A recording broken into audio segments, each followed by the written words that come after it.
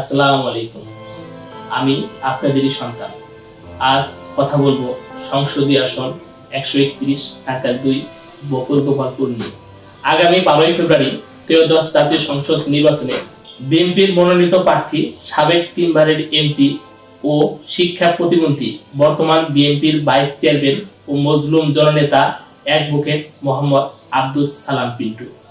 তিনি কতগুলো মিথ্যা মামলার বোঝা কাঁধে নিয়ে টানা 17টা বছর নির্যাতন সহ্য করেছেন, তবু মাথা নত করেনি সততা এবং আদর্শ থেকে। জীবনের সবচেয়ে কষ্টের মুহূর্ত মমতাময়ী মায়ের জানাজায় শেষবারের মতো মুক্তি তাকে দেখতে দেওয়া হয়নি।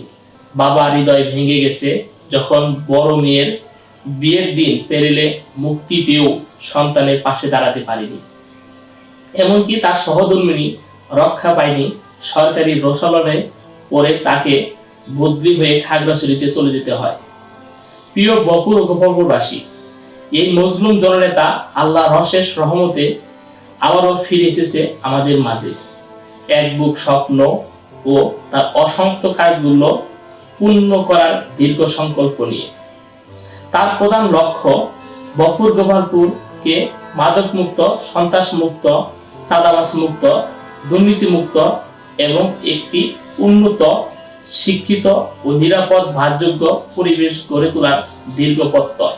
তাই আমি বলবো, আপনাদের সন্তান হিসাবে আপনাদের ভোট পাওয়ার যোগ্য মজলুম জননেতা অ্যাডভোকেট আব্দুস সালাম পিন্টু। 12 তারিখ সারাদিন বুঝে শুনে ভোট দিন। 12 তারিখ সারাদিন ধানের শীষে ভোট দিন।